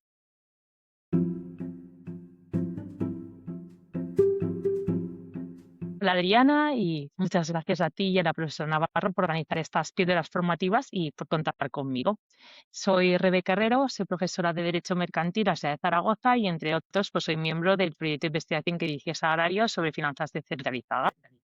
Mis áreas de investigación se centran en el derecho societario y en el mercado de valores, en concreto en el papel de los inversores institucionales y más recientemente en la influencia de las nuevas tecnologías en estas ramas del derecho. Bueno, pues soy toda tuya para resolver las preguntas que tengas sobre ética, inteligencia artificial, lo que quieras. Wow, qué interesante. Por lo que hablé con Sagrario, parece que la clave de las finanzas ahora está en el dato y su gestión a través de los algoritmos. Y en este sentido, ¿ayuda la IA a democratizar las finanzas o solo automatiza los prejuicios, sesgos que ya existían? Pues sin realizar ningún retoque, la verdad es que es mucho más lo segundo. Es Mm, fundamental que entendamos que la inteligencia artificial no es neutral, no es, no es una cosa que es un programa informático que funciona sin que haya problemas. Es un espejo que está reflejando la información que le hemos suministrado previamente, la cual, ¿de dónde viene? Pues de nuestra realidad. Y si en nuestro mundo existe discriminación, pues en la inteligencia artificial también va a existir discriminación. De esta forma, el principal problema ético reside en que los modelos financieros se entrenan con datos históricos producidos por sistemas que tradicionalmente han sido excluyentes. Si esos datos reflejaban sesgos socioeconómicos, geográficos, de género, pues la inteligencia artificial no lo va a corregir, no corrige esa desigualdad, lo que hace es automatizarla e incluso la legitima bajo una apariencia de objetividad matemática e informática. Por ejemplo, cuando tenemos grupos que tradicionalmente, históricamente, han tenido menos oportunidades, peores condiciones laborales, pues estos datos quedan registrados en la inteligencia artificial y se les va a dotar automáticamente de puntuaciones de riesgo injustas, perpetuando esta desigualdad. Por ello, hay que pensar en la equidad de los datos y no verse como un simple ajuste técnico, sino que es una condición ética preciso realizarla anteriormente, porque solo podemos hablar de una IA que se abre a todas las personas si aplicamos criterios éticos que sean desde el diseño, identificando pues, qué variables van a discriminar a los participantes de la IA y usando datos sintéticos equitativos que compensen pues, estos datos históricos. Como ves, una verdadera democratización financiera no es una cosa de acceso técnico, de si es más o menos difícil entrar y conocer la inteligencia artificial, sino también de mejorar los datos que se manejan en los modelos. mm. Y teniendo en cuenta que con el uso de la IA en el ámbito financiero existen riesgos como los que has explicado, ¿cómo nos protege el derecho ante un algoritmo que que nos deniega un crédito? Bueno, pues aquí tenemos que tener en cuenta que tenemos que hablar de la caja negra, de la famosa black box, que es la opacidad que normalmente se le atribuye a la inteligencia artificial, porque a veces ni los propios programadores de la inteligencia artificial saben cómo el algoritmo ha tomado una decisión en un caso concreto. Afortunadamente, pues nosotros aquí en nuestro entorno jurídico, en la Unión Europea, contamos con normas como principalmente el Reglamento General de Protección de Datos, que en su artículo 22 nos dota a todos los ciudadanos de un derecho a no ser objeto de una decisión que esté basada únicamente por un tratamiento automatizado cuando esto nos vaya a afectar significativamente, que este podría ser tu caso, el hecho de que nos deneguen un crédito cuando nos ha hecho un criterio de solvencia automatizado. Este marco legal se basa en tres garantías esencialmente: el derecho a que nos puedan intervenir un humano en la decisión, derecho a expresar nuestro punto de vista y derecho a impugnar la decisión que se ha tomado. Además, se podría llegar a hablar de una cuarta pacta, que sería el derecho a la explicación, que la entidad financiera debería proporcionarnos información significativa sobre la lógica aplicada que nos explique qué variables han pesado más en nuestra calificación. Y aquí te voy a contar una anécdota personal, y es que durante muchos años estuve pidiendo a una entidad de crédito, que no voy a nombrar, una tarjeta de crédito ya casi por capricho, y me la denegaban todos los años, todos los años. O sea, me ponía un evento en mi calendario para volverla a pedir. Y solo conseguí una única vez que me dijeran que no me la daban porque mi domicilio estaba en una provincia distinta de donde estaba mi trabajo. Digo, pues eso, o sea, ¿qué más da? Pero bueno, pues tendrían sus criterios y no lo podía saber. No sabía si era porque, pues yo qué sé, porque era castaña, porque era alta, porque era baja, cuáles eran los criterios que estaban utilizando. Y me decían que no tenían ninguna obligación de darme esa información. Pero como ves, sí que existe un cierto derecho. Y por otro lado, también tenemos otra pata, que sería la Ley de Inteligencia Artificial Europea, que califica estos sistemas de evaluación de solvencia como de alto riesgo.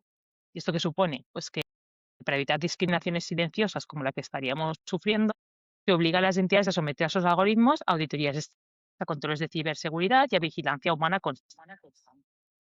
Mm, vale, ¿y todo esto es igual en el caso de las IAs descentralizadas? ¿Cómo funciona? No. En este caso, cambiamos de modelo financiero, damos un salto hacia el futuro. La IA descentralizada surge como una respuesta ética a este modelo centralizado actual, donde todos los datos y la información están en manos de pocos, sobre todo las entidades financieras más grandes. Bajo este nuevo paradigma, la estructura financiera se distribuye en redes, por ejemplo blockchain, permitiendo que los datos permanezcan bajo el control del usuario y no de una gran entidad financiera. Hablamos del paso de las finanzas tradicionales a lo que ahora se conoce como finanzas descentralizadas o DeFi. En este ecosistema aparecen también las entidades algorítmicas, que no son herramientas, pero no solo herramientas del propio sistema, sino que son propios actores económicos autónomos que son capaces de gestionar de activos financieros, de ejecutar estrategias, de tomar decisiones financieras sin que haya una intervención humana directa. Y además estas suelen participar en las DAOs, que creo que Sagrario te habló sobre las mismas.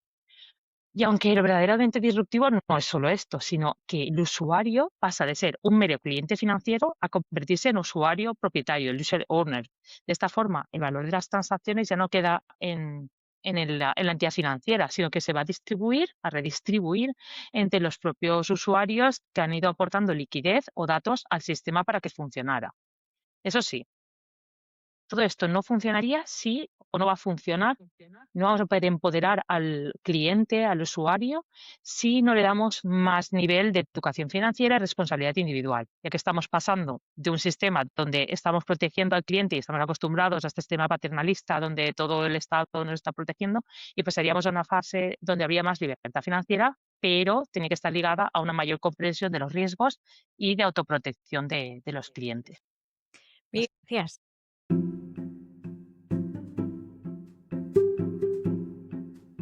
Hola, soy Alfredo Muñoz, profesor de Derecho Mercantil de la Universidad Complutense de Madrid. Soy también Legal Counsel de Tritemius Capital, una entidad que se dedica a la inversión y a la consultoría en el ámbito del Web3 y de la inteligencia artificial. Y también soy of counsel del despacho de abogados TK Magan en el Departamento de Innovación y de Activos Digitales. Muchas gracias, Alfredo. Muchas preguntas hoy. Si mañana un algoritmo hunde tus ahorros tomando una decisión autónoma en un mercado descentralizado, ¿a quién reclamas? Bueno, vamos a situar primero, a contextualizar. Estamos en un mercado descentralizado que realmente lo sea. Por lo tanto, que no haya una autoridad, nadie tenga un botón del pánico, nadie tenga un control absoluto sobre ese mercado, porque hay mercados que se llaman descentralizados que en realidad no lo son porque hay personas que tienen las llaves, las claves para poder manejarlo. Si a esto le añadimos además inteligencia artificial caracterizada por su autonomía, ya le explico lo que es, vamos a tener un problema serio que ahora mismo no podemos definir cómo solventar esta situación. Cuando hablamos de inteligencia artificial autónoma, estamos hablando de lo que ahora se llaman también agéntica. Y la agéntica tiene unas características muy importantes o muy relevantes que hacen que no sea fácilmente traerla a nuestro derecho actual y, por lo tanto, decidir rápidamente en un despacho, oye, pues vamos a reclamar, ¿no? Cuando un banco genera un problema o te causa un problema en la prestación de un servicio o alguien te estafa utilizando la web del banco, pues está claro, ya tenemos más o menos definidos cuáles son los canales para reclamar al banco. Pero cuando hablamos de agentes autónomos, y mucho más en un mercado descentralizado, los agentes autónomos se caracterizan porque perciben el entorno, se adaptan a él. Por lo tanto, aprenden de él y por lo tanto saben utilizar los recursos del entorno para poder manejarse. ¿Y eso qué significa? Que en un mercado descentralizado su actuación no va a ser igual que en un mercado como un bursátil o un mercado bancario claramente regulado. Además, los agentes autónomos tienen memoria a corto y a largo plazo, aprenden constantemente, utilizan las bibliotecas de recursos a lo que tú se las delimites, tienen memoria episódica, semántica y memoria de procedimiento. Por lo tanto, lo que aprenden y comprenden lo utilizan posteriormente. Pero es que además tú les marcas unas metas. Por ejemplo, podríamos utilizar un agente para que obtuviera una rentabilidad y él, a veces, buscando esas metas, planifica su estructura y planifica sus actividades y para esto razona, toma decisiones. Y aquí vienen las dos cuestiones todavía más relevantes. Se comunica con otros agentes autónomos. Hablamos de software que se comunica con otros para tomar decisiones, para actuar en conjunto. Digámoslo así, es como una especie de enjambre de agentes. Y por lo tanto, las actuaciones a veces no son individuales, son colectivas, en las que varios agentes ven una oportunidad de negocio y la aprovechan y se comunican para aprovecharla. ¿Por qué? Porque además, y esto es lo que le da autonomía plena a un agente, pueden ejecutar acciones. No son alguien que solo te da un informe o que te da un reporting o que te dice la mejor ciudad para vivir es X o cógete esta mejor línea aérea, sino que te compra el billete, sino que discute con la compañía aérea para encontrar la mejor oferta, busca, localiza y la ejecuta.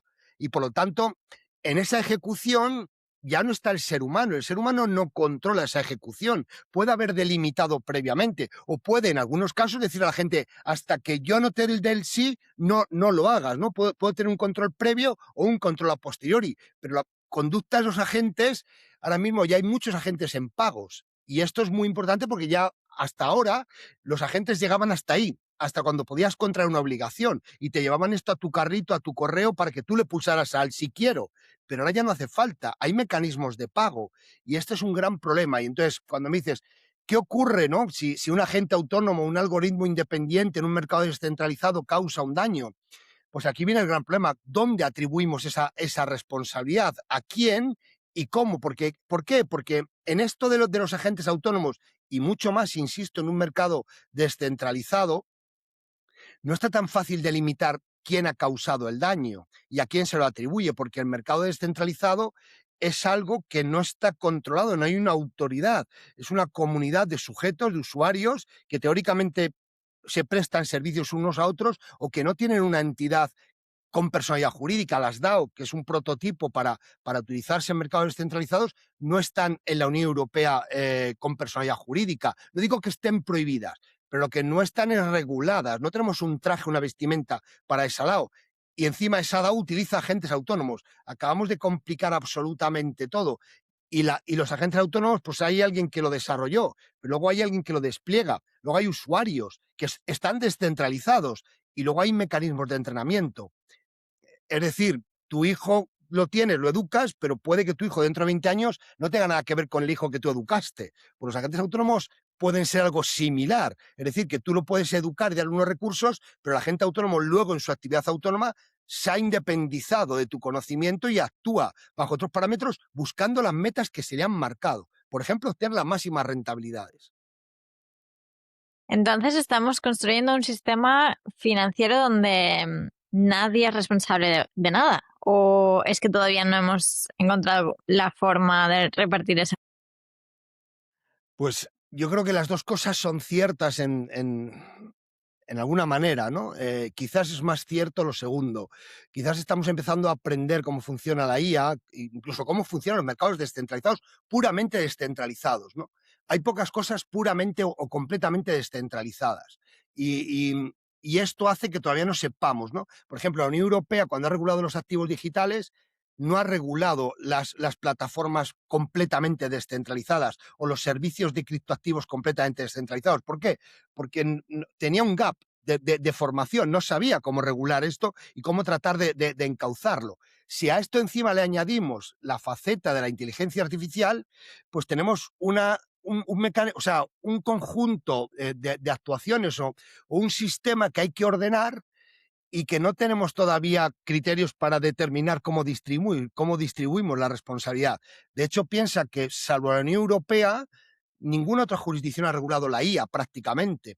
Y la Unión Europea en realidad lo que hace aquí es prohibir algunas conductas de IA. Algunos llamados riesgos inadmisibles y a otros altos riesgos o elevados riesgos les está pidiendo determinadas conductas. Un control humano, una trazabilidad completa, mecanismos para dar trazabilidad. Pero esta normativa que iba a entrar en vigor en agosto, pues ya se va a aplazar hasta el año que viene. ¿Por qué? Porque todavía no se ve que haya mecanismos para poder implementar fácilmente estas normas. Por ejemplo, los sistemas bancarios, pues uno de los elevados riesgos es hacer el rating de clientes. Es decir, cuando un cliente va a ser insolvente o solvente en función de solo de un coste de crédito.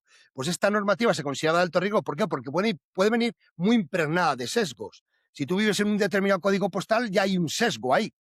Los bancos te van a calificar como mejor o peor crédito, pues sencillamente por el código postal donde vives. Eso es un sesgo que tiene la IA. Entonces, los bancos se han encontrado con que no es fácil adaptarse a las exigencias del reglamento de inteligencia artificial. Entonces, yo creo que estamos más bien en eso de tenemos una responsabilidad por distribuir. No podemos dejar una gran parte, que puede que en un futuro sea la mayor parte de nuestras actividades, que es utilizar la IA, sin un régimen de responsabilidad. Alguien tiene que asumir, o algún mecanismo o algún sistema tiene que asumir los errores de la IA, que los hay y los va a seguir habiendo. Y los errores pueden producir daños a seres que no tienen nada que ver con la IA o que no son los a los que hay que imputar ese daño. Pero es que la responsabilidad civil está montada básicamente sobre teorías del siglo XIX. Y nosotros, por ejemplo, hemos aprobado aquí una directiva de producto defectuoso, pero es que a veces la IA no es un producto, sino un servicio. Tú hablas con Gemini o hablas con Claude o hablas con ChatGPT y le pides cosas. No le pides no es un producto ahí para ti, sino que te dé una información o que te haga un informe o que te compre un billete. Esto es un servicio mucho más que un producto. Y ahí no tenemos una regulación clara. Entonces, los grandes escándalos financieros del pasado, como ellos llevaron a una regulación nueva, entonces necesitamos primero un gran colapso de la IA en las finanzas descentralizadas para que alguien actúe, que algo pase. A ver,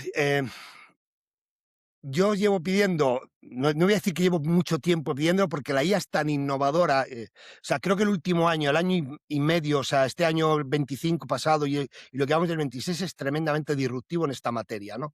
Y la IA nos está sorprendiendo cada día y estamos viendo avances que eran pensables en años, pues lo estamos viendo en meses, ¿no? Estamos viendo Anthropic, por ejemplo, que crea una IA y la tiene que sujetar porque si se les va de las manos, ¿no? Y consigue abrir brechas en todo el sistema financiero, ¿no? O sea, que ni siquiera los propios creadores de la IA ya tienen el control de su propia IA, lo cual es tremendamente sorprendente, ¿no? Entonces me dices, la regulación viene cuando ya se hace absolutamente urgente. Yo llevo pidiendo regulaciones, por ejemplo, para la protección de los consumidores. Llevo pidiendo regulaciones para que identifiquemos a la IA. Esto es muy importante. Saber que yo estoy hablando con una IA, que al otro lado de este micro hay una IA o hay una persona. Porque si hay una IA yo tengo que ser consciente, porque sé que voy a ser manipulado con otras técnicas diferentes. Que si hay una voluntad humana hay una voluntad sintética. O sea, si el que actúa con una IA, esa IA representa al sujeto o en realidad está actuando por su cuenta y riesgo. Habrá IAs maliciosas. Y eso quiere decir que las tenemos que prohibir entrar en mercados. No puede entrar en un mercado bursátil una IA maliciosa que busca quebrar el mercado, ¿no? Entonces necesitamos una regulación, pero no estamos con esa regulación. No sé si es por ignorancia, por un reconocimiento de tu incapacidad como legislador para regular en esto, y entonces posiblemente lo que me planteas sea así. Vamos a necesitar una gran crisis provocada por la IA para que haya una regulación urgente. Esto ha pasado históricamente en Estados Unidos en el sistema financiero en la crisis del 29, con la quiebra de Enron al principio de este milenio, con la crisis del año 2008, otra vez una nueva regulación. Aquí ha pasado también en Europa. Hemos traído regulación bancaria para la supervisión o para la resolución de entidades de crédito cuando hemos tenido las grandes crisis financieras, ¿no? Entonces es factible que una gran crisis de IA sea la que traiga rápidamente todo ese raíl de normativa que luego, como se hace tan rápido y ante una crisis muy potente, luego no termina siendo tan eficiente, porque en realidad se hace pensando en el miedo que ha generado o el daño que ha causado. Pero eso ya no va a haber quien te lo quite. Pero aquí veo un problema añadido y una crisis de IA y mucho más con mercados descentralizados en que no hay sujetos identificables, porque a todos en el fondo nos gusta, cuando somos consumidores, que haya un tipo al que poder llamar, o sea, coger un teléfono, levantarlo, alguien a quien poder demandar, ¿no? Es decir, centralizar nuestra ira, incluso, aunque sea subjetiva, aunque no tengas razón, ¿no? Pero nos gusta que haya un banco detrás o haya un supervisor que decir, tú tienes la culpa. En un mercado descentralizado, a ver quién tiene la culpa, ¿no? Súmale la IA a todo esto, ¿y qué nos encontramos? Pues que además podemos encontrarnos con una crisis con una velocidad en segundos. Las crisis financieras actuales han tardado meses o semanas en generarse y ahora con la IA puede generarse una crisis en segundos, porque toda la IA puede desencadenar una cascada de actuaciones unas IAs a otras. Las IAs empiezan a trabajar en conjunto, seguirse unas a otras. Y además una crisis de características internacionales globales, ¿no? Porque las IAs no tienen una jurisdicción en sí misma y buscan productos o servicios multijurisdicción. Tú buscas un producto o un servicio donde vives. Con una IA, tu IA lo va a buscar donde sea más eficiente o donde sea más rentable. Por lo tanto, va a haber un traspaso, un factor de transfronterizo en trasladar esa crisis. Y a eso le añadimos la descentralización como capa de protección, nos vamos a encontrar con serios problemas de no fácil solución. Y por eso yo creo que a lo mejor pues, hay que empezar a regular o a plantearse los problemas de una manera diferente hasta el modelo que hemos seguido hasta ahora. Diferente en cuanto a cómo exigimos, si hay un modelo descentralizado y no podemos atribuir la culpa a Adriana o a Alfredo, busquemos algún otro sistema. Es decir, usted quiere un mercado descentralizado, tiene que tener unas garantías. Y si no las tiene, no puede abrir este mercado descentralizado. No podemos permitirlo. Y entonces, a lo mejor usted tiene la autonomía del mercado descentralizado, pero nos tiene que dar unas garantías de que si esto se viene abajo, estas garantías van a actuar. Y ahí es donde, por ejemplo, pues ya habrá otro tipo de controles. Piensa en un contrato de seguro, por poner algo que conocemos, porque puede que la solución todavía no esté inventada. Vale. Wow, pues muchas gracias. Mucho Gracias a ti. por crecer y aprender. Muchas gracias, Alfredo. Muchas gracias a ti, Adriana. Gracias. Pues sí, hasta aquí The New Finance in the Making. Hemos recorrido 4 líneas, 12 píldoras y hemos escuchado a un equipazo que tiene expertos que están pensando en investigando y construyendo el futuro de las finanzas descentralizadas. María, después de escuchar a todo el equipo del tirón, ¿con qué idea te quedas? Pues bueno, me quedo con varias ideas. La primera, que uno no puede frenar la innovación y que por tanto el camino es educación y comprensión. Que la tecnología desde su naturaleza neutral debe servir para mejorar la vida de los ciudadanos y desde esta perspectiva fenómenos como DeFi, como finanzas descentralizadas, permiten modelos económicos diferentes, con usuarios empoderados, con nuevas vías de financiación, con una comprensión del impacto de la IA desde la equidad. En definitiva, pues un poco haciendo el guiño al título de este podcast, New Finance in the Making, ¿no? Una manera nueva de hacer los mercados financieros y el mundo en general, ¿no? Me quedaría con esa idea. Qué poderosa y me encanta, totalmente de acuerdo. Y nada, yo me quedo también con la sensación de que esto no es un tema solo del futuro, ¿no? Que ya estamos en ello y ya esto está pasando ya y cuanto antes lo entendamos mejor y podremos también participar en él mucho mejor, sea como usuarios o como profesionales o como reguladores, lo que sean. No sé si quieres aportar algo más, María.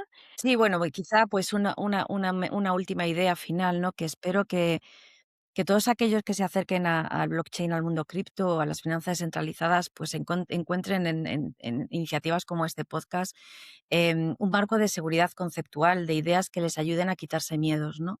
Y luego volver a reiterar que un poco en esa línea de descentralización y de equipo, que todo este empuje viene de que hay mucha gente que confiamos y creemos que hay una nueva manera de ver el mundo, ¿no? También desde tu podcast, Adriana, ¿no? Entonces, pues gracias a todos los que hacen posible este proyecto, a quien financia el proyecto, que es la Junta y Europa, a la Universidad de Castilla-La Mancha, que es la que realmente empuja también todo esto, a todo el equipo y a ti por tu entusiasmo y por tu sensibilidad hacia el nuevo modo de ver la vida, ¿no? Y el mundo. Así es que está cambiando todo y ahí estamos, como me gusta terminar mis podcasts cuando escribo o mis posts, seguimos. Me encanta seguir. Y nada, muchas gracias también por también dar esta manera de ver al mundo y también hacerlo tan accesible a que todos y todas podamos entenderlo mucho mejor y tener este acceso a ello, porque creo que es muy, muy importante. Así que nada, muchas gracias. Podréis encontrar cada píldora por separado también en el canal de YouTube, en la web. Todo estará en los comentarios. Y nada, muchas gracias, María, Gracias, Adriana. Gracias a todos. a ti por escucharnos. Nos Adiós. vemos seguir.